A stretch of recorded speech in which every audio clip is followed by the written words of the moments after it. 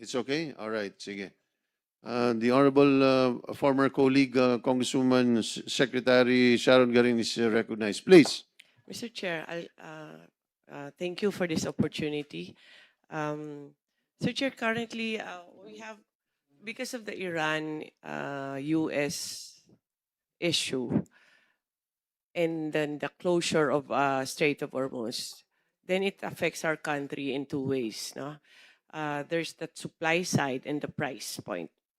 Now, on the supply side, this is I think for me is a bigger issue because um, we don't import directly from Middle East, but we do buy from China all these petroleum products. Yung mga refined na. The refineries are in Southeast Asia or in Asia, which is like China, Japan, South Korea, and all others. There's a portion there that we buy crude, but that's for Petron. But basically, around 90% of what is refined in the countries that we buy from are from Middle East, Mr. Chair. So the limitations, ang crude oil is not a big issue because Petron, I think, can have access to crude oil. They have Malaysia also and all the other options. It's a direct and indirect supply of the finished products. So when we've had several meetings with the oil companies already, and they have assured us they have stock which is here in the Philippines already and en route, and that's sufficient enough until April, Mr. Chair. So if the pronouncements of President Trump is true, then that it should last just 4 weeks, then the Philippines is still in a good stage. But having said that, Mr. Chair, at the same time, DOE, along with the other agencies and oil companies, we are already preparing for the worst. We're hoping for the best, but we're preparing for the worst. So we are already contacting the next batch of deliveries, because if you buy it from the current suppliers, it's only 1 week. But if it is farther down, like South America or North America, then it's more or less about 1 month, Mr. Chair. So we're preparing for that, and that's the supply side. Now, the constraints on the price, it's also because of the high demand or a low supply. Ano? The price is now is not the highest in history, but the one coming from the one that will be implemented tomorrow will be the highest jump. We're estimating it's an deregulated industry, so we do not have the powers to regulate the price. We monitor, they report, they justify, but DOE does not have teeth in that sense because of the law, Mr. Chair. So they report to us on what their plan is. So basically, the range is around 17 pesos to 24 pesos, Mr. Chair. Increase for this coming week, which is Tuesday up to Monday next week, Mr. Chair. So, why the differences? It's different companies, and we are stripped of powers to regulate the price, Mr. Chair. I can give you, but what's positive about the news today is that they have agreed to stagger it.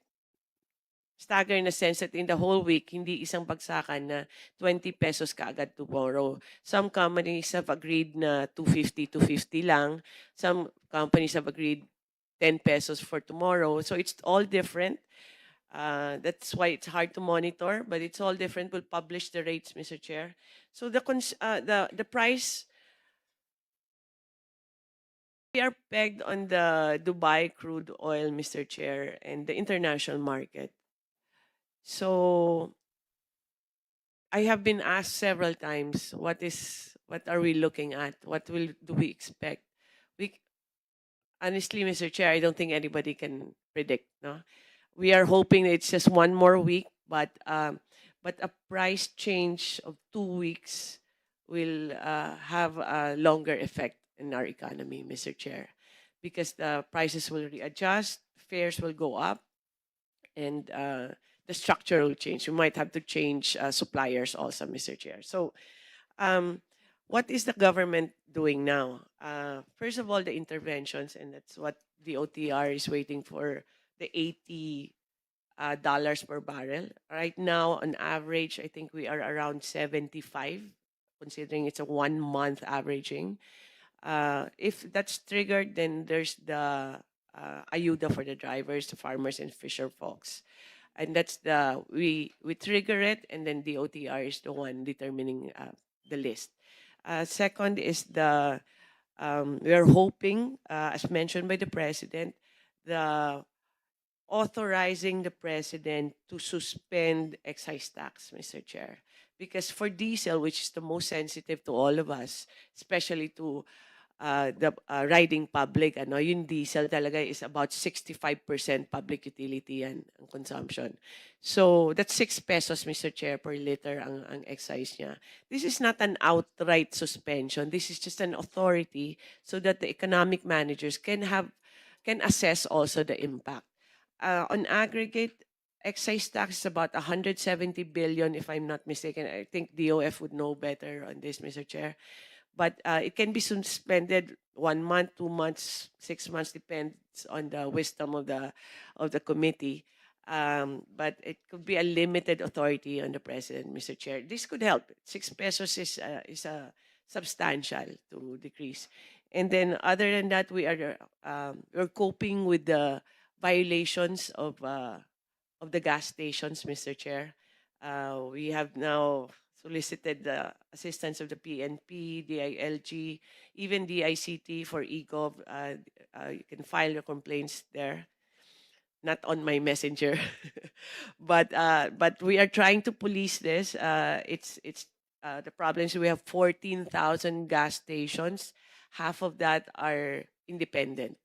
So the ones with the big companies are easier to direct, but the independent ones we have to go gas station to gas station. So we have directed or issued directives already to the LGUs, to the DILG, to the PNP, even to our oil companies.